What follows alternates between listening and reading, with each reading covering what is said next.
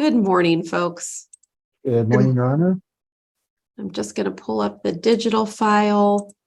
Okay, so in this case, there was an emergency minor guardianship approved, but it looks like we were dealing, at least last time you folks were in front of the court, perhaps some service issues.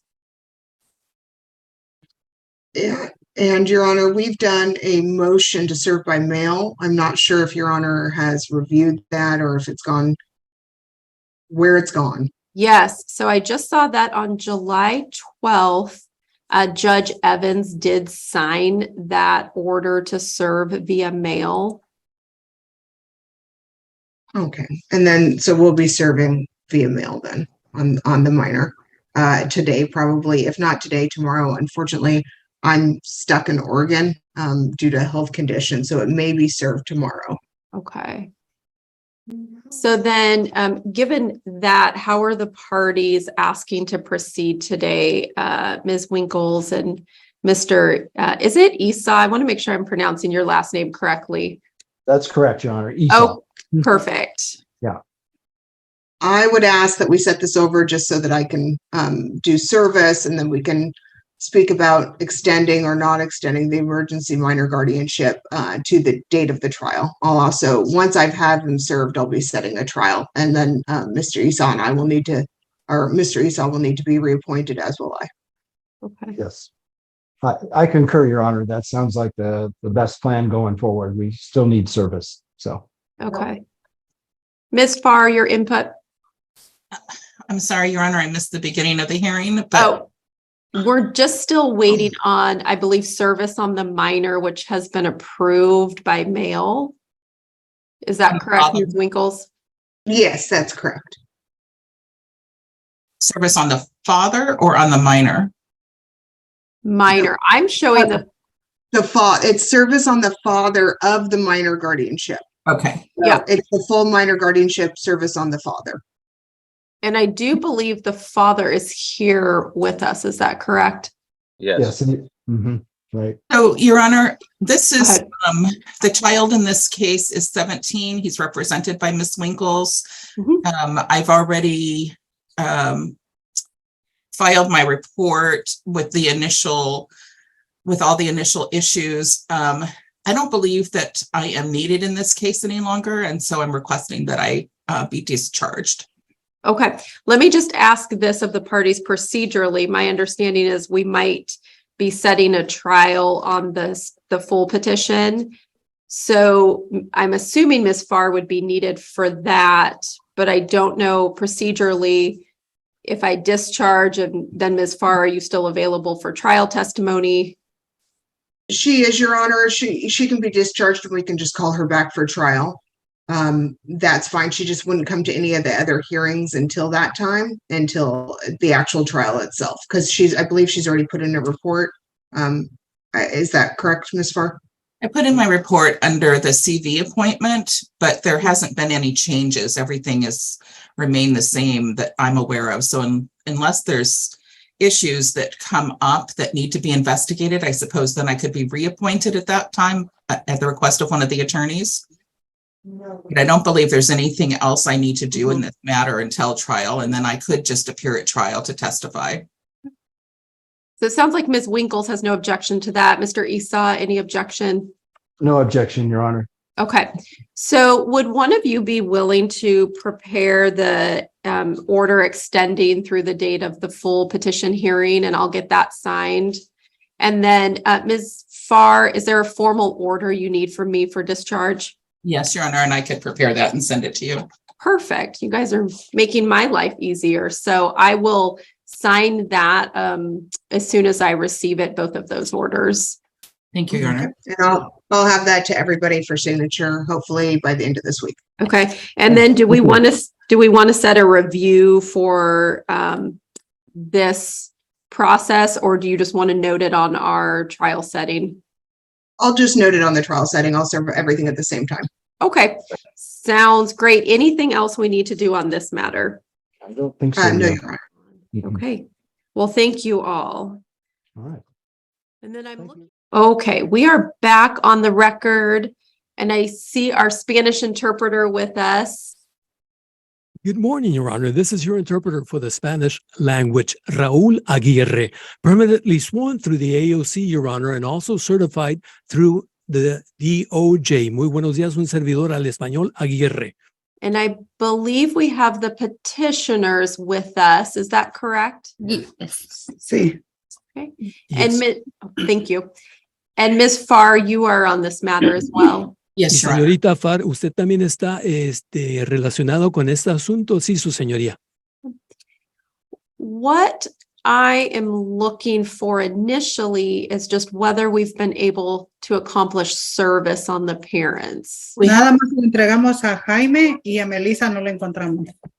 We have already delivered it to Jaime and Melissa. Melissa, we could not find.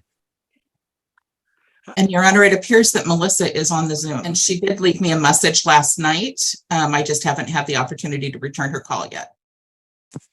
Melissa, can you hear the court? I didn't hear your response. No le escuché. I can barely hear. Okay. Apenas puedo escuchar. And since we have an interpreter, just wait until I finish and he finishes. I am as loud as I can go, ma'am. Ya estoy en voz lo más alto que yo puedo. We need to serve you with this emergency minor guardianship petition. Your Honor, documents have been left with Melissa's mother. If she would just go pick them up. Okay. Melissa, Your Honor, I haven't went to my mom's. I haven't seen my mom. I haven't talked to anybody. I've been isolating myself because I don't know who to trust or believe about stuff. I've tried to get a hold of my social worker.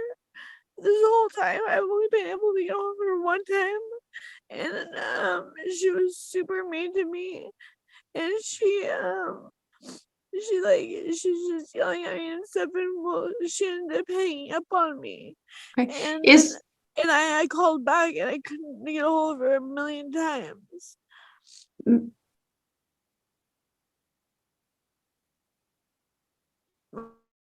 You know, like Miss- a million times. hold on, Melissa. The interpreter could not capture anything, Your Honor. Yeah, that's if you want to just put in Spanish that what Melissa said essentially was she's not sure who to trust. She hasn't gone to her mom's. Que ella no puede confiar en nadie. Que Hold on. The folks with Hernandez, wait for our certified interpreter to do this. Las Oh. personas que están con Hernández tienen que esperarse para su servidor, por favor. El intérprete, a propósito, no escuchó lo que dijo Melissa, pero la señorita juez dice lo siguiente. Lo que está diciendo Melissa fundamentalmente dijo, no está segura a quién confiar, no ha ido a casa de su madre. Ms. Farr, my thought perhaps is to discuss appointing an attorney for Melissa and effectuating service in that way. Your Honor, if the attorney would accept service, that would be fine. I know most attorneys won't accept service for when it's required by personal service. If Melissa would just give us an address, we could probably do service by mail. I don't. Melissa, can you hear the court? Escucha, Melissa, lo que estoy diciendo.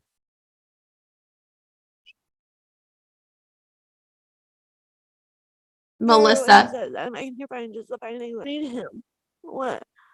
do you have a mailing address you can give the court for paperwork? But I've been working with the cap office. I've been working for almost 2 months now. It took me about a month to get approved for one program. Pay your first, last, and deposit, and now I'm just looking for the place. And they got me on this program where they're supposed to help you try to find a job that helps meet, like, that is gonna be in that, like, it's gonna be able to help me pay my rent and my bills. And if they can't find that out on time, then I'm signing up for the HEN program Okay, today for that. And then my drug class or whatever, I've been on that through the Quanal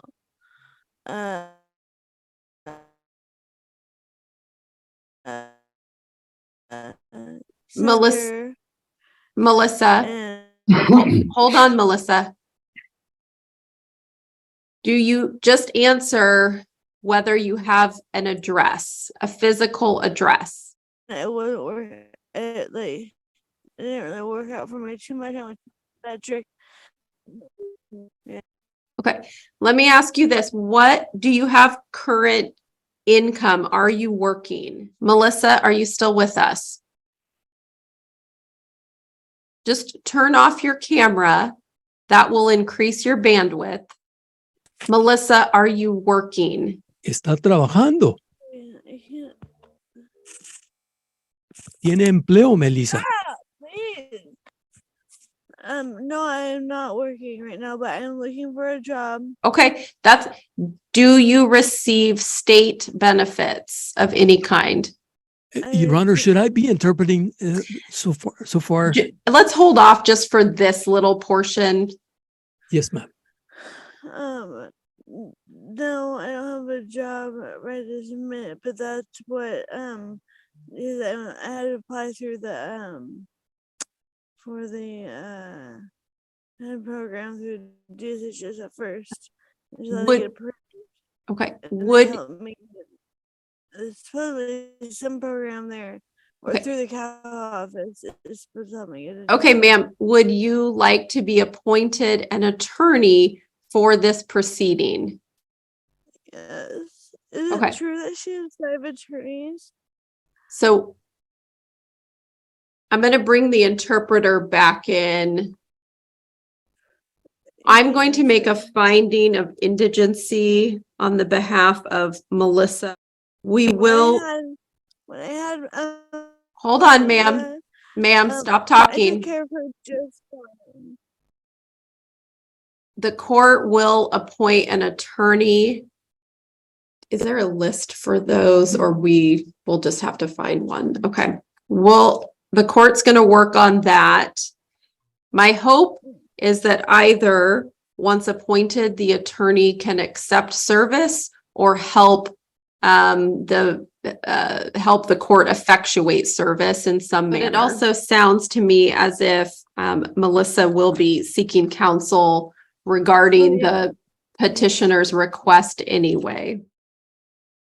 What I'm going to do today is extend the immediate order pending service on Melissa, and we'll set a new hearing date. Your Honor. Yes. I know you know me, and I think that you can tell that I'm like a pretty, decent person. Like I get in a little bit of trouble and stuff, but like my daughter means the world to me. And Yes, I've done nothing but try to contact her and get Okay. hold of her. Ma'am, I'm gonna mute you now. I just want you to listen.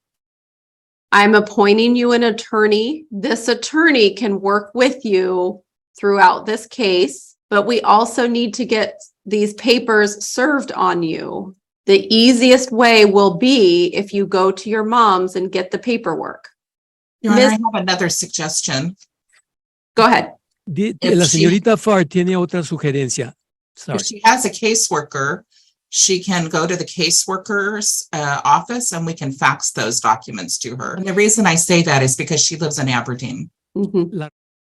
It sounds like there might have been a little falling out with the caseworker, but I do think that's a good suggestion if Melissa will do that. Is Jaime there with Melissa as well? I see both names on the screen.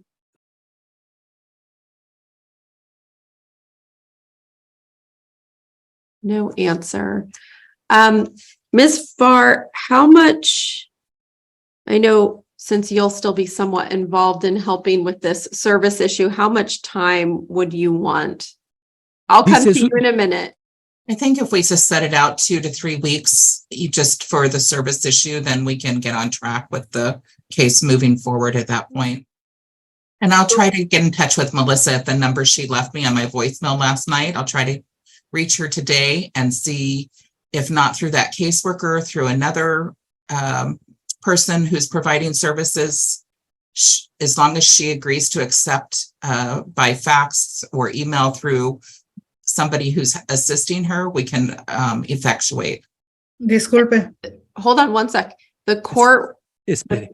The court will also sign an order on its own motion allowing Melissa to be served by fax or email, because I think I've heard enough that tells me we're not likely to get in-person or mail service.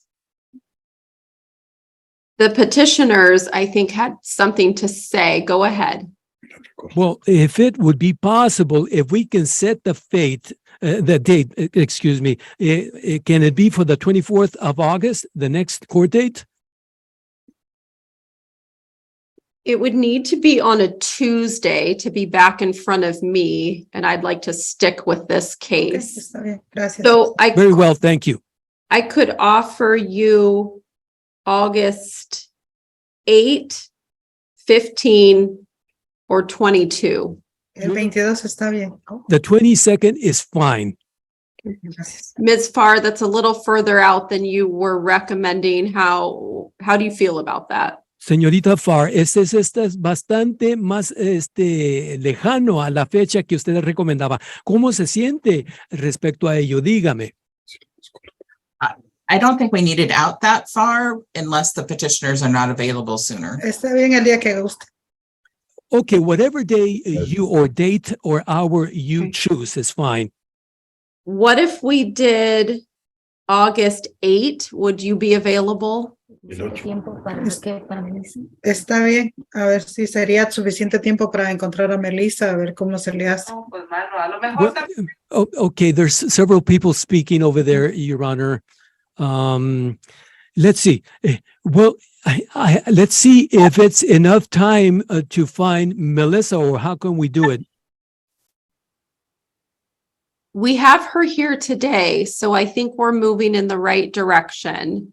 So I would like to set August 8th, just because we're working on some tight timelines with emergency orders, immediate emergency orders, okay? No, si no podemos encontrar a Melissa durante todo este tiempo, ¿qué podría pasar? If we cannot find Melissa throughout all this time, what could possibly happen? We can address that on August 8th, but I am issuing an order that allows alternative service because she is here today, and I think it's going to be hard to find her in person. So I am optimistic we will come back on August 8th and have some movement. Primeramente Dios. Well, God willing.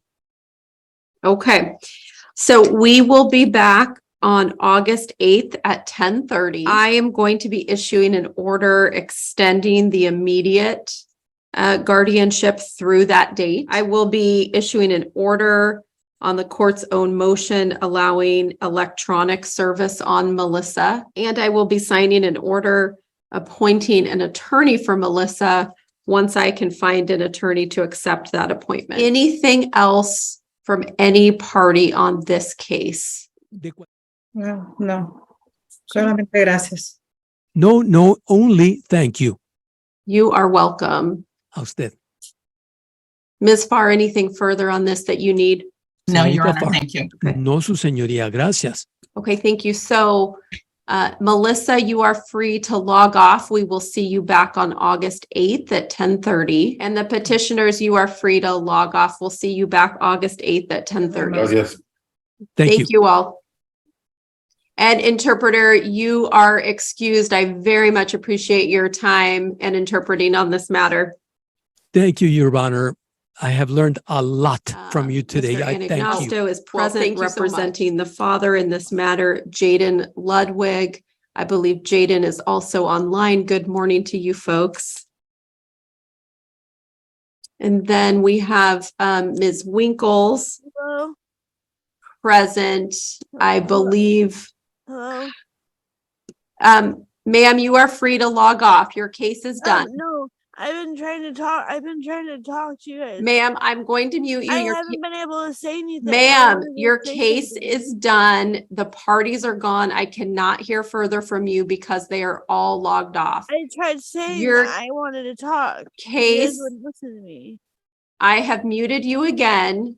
We will remove you from the courtroom if you don't log off. You are to be back in court on August 8th at 10:30. Okay, we're going to continue with number 1. I see Kai Ludwig present. I see Kelly is present as well. And then Lisa Greenwald, is that a witness for one of the sides? Yes, Your Honor. If we need it, as we stated before, we're each getting 15 minutes. I will probably just speak to those declarations that are already on file. But if you need the witnesses to ask any questions, you will also have them here. Their declarations have already been filed in this case as well. Thank you. Okay, so let's go ahead and get started. Let me just pull up that digital file and I'm going to go through what I have reviewed. As all the parties know, we are here today on an evidentiary hearing on whether this court should or should not grant the emergency minor guardianship. The court's understanding is that the parties do have a trial date for the standard petition the week of August 28, 2023. The court has gone back and looked at the history dating back to the October 4, 2022 petition for emergency minor guardianship. Since that time, declarations have been filed in this case. I have reviewed those. I've reviewed the motions of the parties. I have reviewed the GAL reports and recommendations. I have taken into account, I want to state this on the record, when we were here last, the parties both were concerned about child hearsay contained in some of those declarations and reports. And I'm just going to state for the record that I do believe that child hearsay is excluded from my consideration in this case. So I will not be taking any statements of the child directly into account as substantive evidence. Certainly, I understand that the GAL may base her recommendations in part on an interview with that child, so they can come in as a foundational basis for different witnesses' opinions, but it won't come in as substantive evidence in this case. So that is my ruling on the child hearsay. Any preliminary matters either attorney wants to take up? I just have a quick question. ahead. Also, just so you're aware, my internet is not working. I had to log out, log back in, so we Okay. get video or voice, but not both apparently. My question is, if I save 2 minutes for cross-examination, if I believe Mr. Anagnostou is going to provide live testimony, I would like the chance to cross just for 2 minutes if I save that out of my 15. Okay. Mr. Anagnostou, do you anticipate calling live witnesses? I do, Your Honor. Okay. So we'll, Ms. Winkles, you can go ahead and reserve that time. Okay, thank you, Your Honor. Okay. And then as a preliminary matter, in addition to the child hearsay, I also object to the declarations that are made without foundation, i.e., day, time, place, who was present, witnesses. Most of the statements are just kind of blanket statements that my client, wasn't or was doing something, and day, time, place, those type of foundational issues were not submitted. So I did object to those as well, Your Honor. And those, I did look, and I'll just say, I think I can answer this one, Ms. Winkles. I did look at the declarations in depth. I think those types of objections will go to the weight that I would give that type of evidence, not necessarily the admission of those things.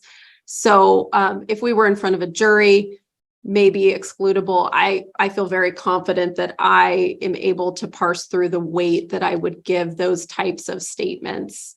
So let's go ahead and get started.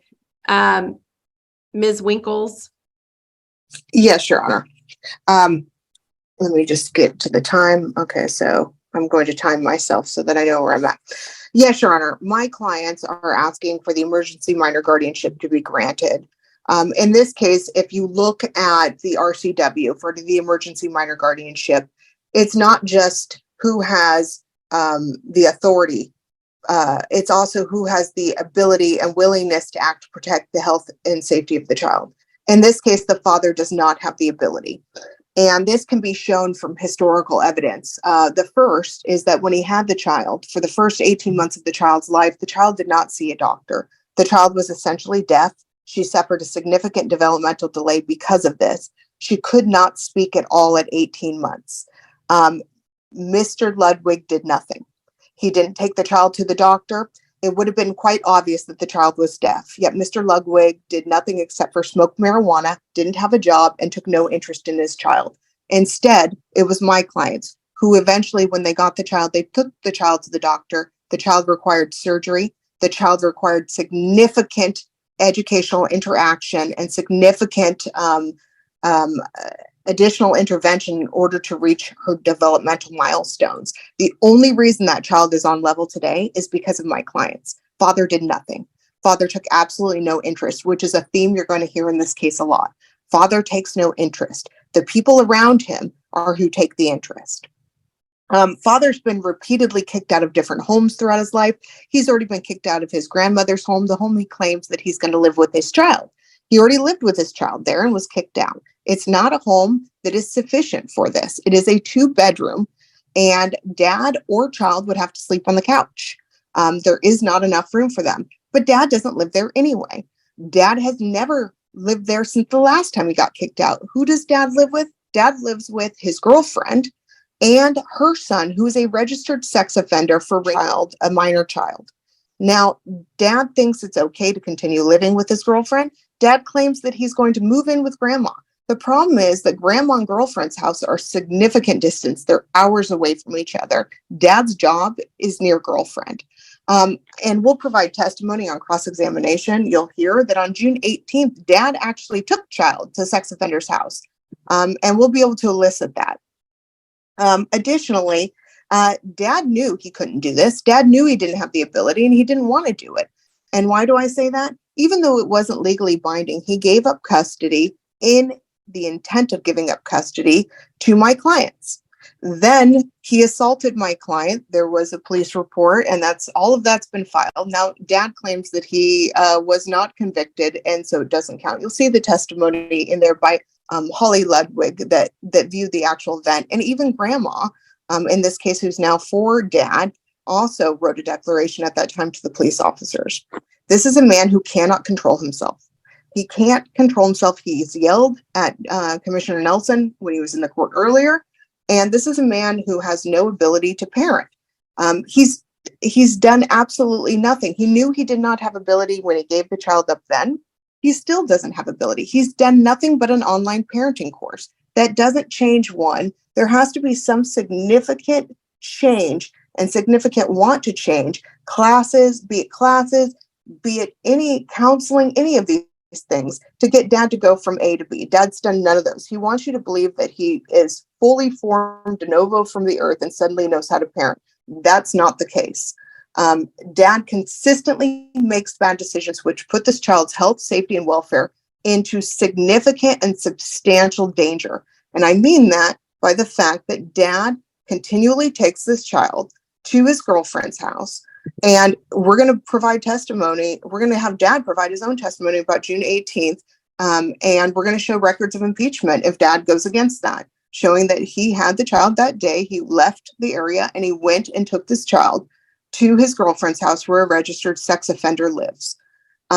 This is not a good choice. This puts the child at significant and substantial risk of harm, as does not taking the child to the doctor. Dad has still never taken the child to the doctor. Only my clients have. Now, dad's going to say that he's never abandoned this child. That's frankly not the case. When dad gave up custody, he was only supposed to do it for a period of 6 months. But dad didn't call child, dad did nothing. They're going to claim that there was a protection order in place. Well, there was against Mr. Ludwig for Kelly only. And they made that very clear that only Kelly. It wasn't against the house, and it wasn't against the child, and it wasn't against grandpa. In fact, you'll see from the testimony of grandpa in the declarations, grandpa, my client, Kyle Ludwig, tried to get his son to go visit the child, and he was ghosted. It was essentially crickets. Then suddenly, out of the blue, dad shows up demanding the child. But it's not just dad. Who is it? It's grandma and his girlfriend in tow. Again, you're going to hear that dad doesn't do anything. Dad smokes a significant amount of marijuana. Dad has never held a consistent job. The women around him are the people that actually take this child and the responsibility of that. That includes changing the child's diaper, feeding the child, any of the parenting functions. Dad is always delegated to those around him. And in fact, you'll see from the declarations that were submitted by Lisa Greenwald, by Miss Melody Boone, the dad sometimes doesn't even know where the child is. He's inside smoking weed and playing video games while somebody else is caring for the child.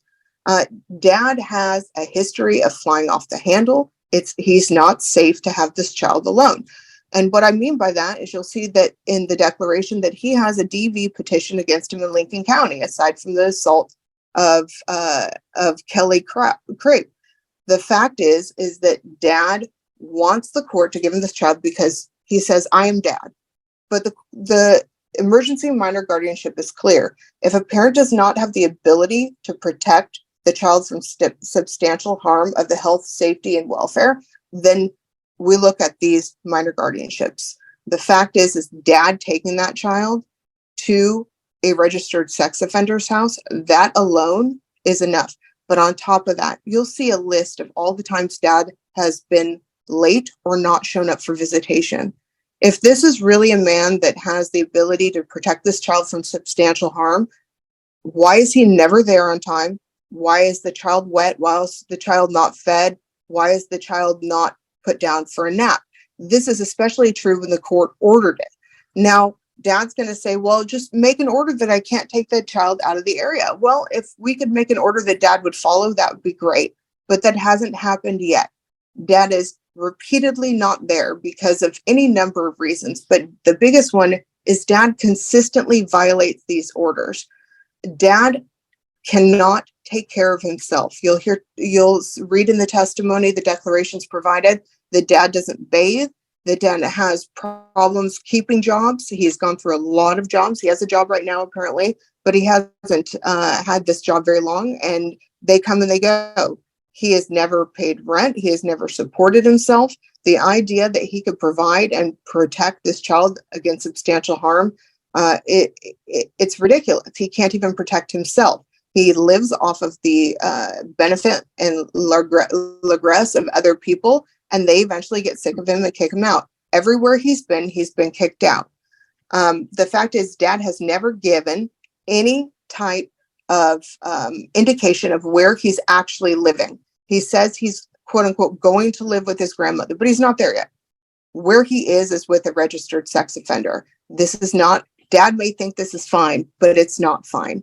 And you'll see from the declaration of his girlfriend that her interest, her care, her protection is on her son. You'll see that from her declaration that states, how dare you say that she's come here and get my child thrown in jail? The concern is that if this child is sexually abused while at dad's real house, that nobody would protect this child because they'd be looking to protect this son, this felon that's already a felon. The fact is dad smokes, as I said, a significant amount of marijuana. He is not in control of himself. When he gets money, you'll see the testimony, when he gets EBT and food stamps, he buys junk. He has never supported this child, at all. My clients would like to see, before there is any sort of expanded visitation, and really, again, we've been through this for months. The fact is that we've had multiple hearings, and at each hearing, dad demands more visitation, and at each hearing, he's denied. And the reason he's denied is because this is a man that has a history of domestic violence in Lincoln County. He was also accused of assault. You'll see the pictures where he beat my client. He has had no substance abuse evaluation with collateral contact, yet this is a man that is perma-stoned essentially and smokes weed in the morning until night.